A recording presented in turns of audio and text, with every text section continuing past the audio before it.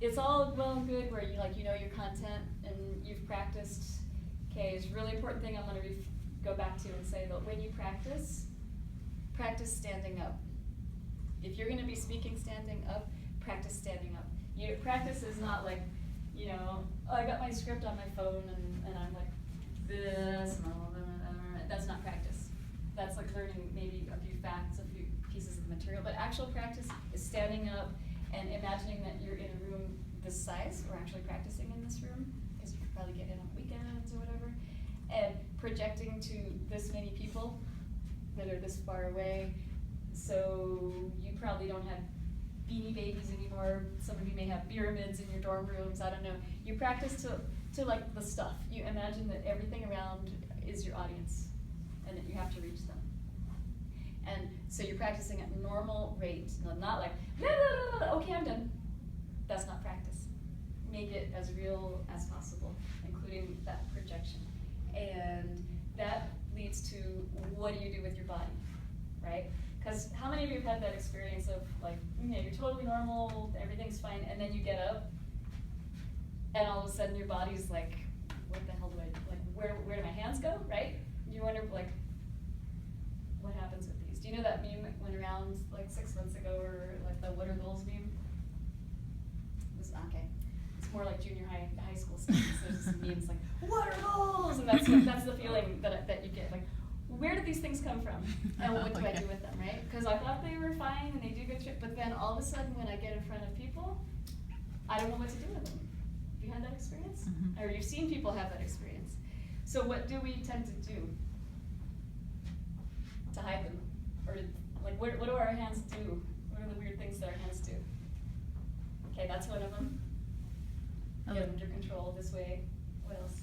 T-Rex arms. Oh, T-Rex, yes, so this is T-Rex. You're like, I'm gonna gesture kind of, but I'm kind of nervous, so, and maybe I'm sweating, so I don't really wanna move my arms away from my torso. So then they call this T-Rex. Right, you can clearly see why. What else? There's the prisoner, so I'm gonna decide I'm gonna walk around like this. And that's sometimes a military thing, so you'll see, like, Obama does this too, sometimes. And what else do people do? Oh, pockets. Dudes with pockets, right? So the important thing, especially if you're like a pocket holder, if your hands go to your pockets when you're in front of people, the most important thing to do would be empty your pockets. So if your hands go there, you're not like jingling your change and all kinds of like stuff. Oh, see, I've got like a throat lozenge. You know, you go in there and all of a sudden you're kind of investigating, and then everybody else is curious about what's in there too. Right? So, and it could be embarrassing, right? So empty your pockets. And then you work, this is why you practice. You practice to go, oh, dude, my hands are in my pockets again. What do I do? So ideally, the default is getting comfortable with having your hands like this, which is amazingly hard to do for most people, right? You would think, like, my hands are they're just my hands. They're just, you know, gravity, this is where they're supposed to be. Something about it feels really vulnerable and really bizarre. Like, how do I possibly have my hands like this, right? Even professional newscasters.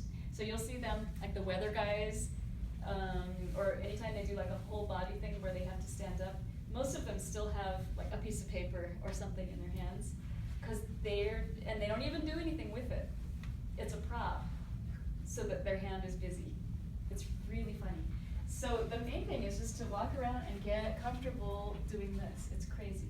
And that doesn't mean that your hands stay like this the whole time. This is like the default like resting setting, right? And then when you actually have something to say that you want to illustrate, then your hands come up and they move. So know that, I mean, some people get kind of criticized for like, you talk with your hands too much. And I don't think that's a huge deal myself. It's a cultural thing, partly.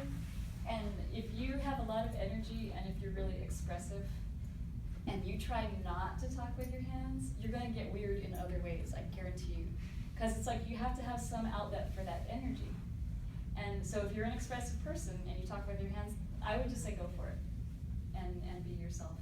And then the question is, if you're not, if you're not using your hands to actually express something, what do you do? That's when we get weird and we do all these other strange things, right?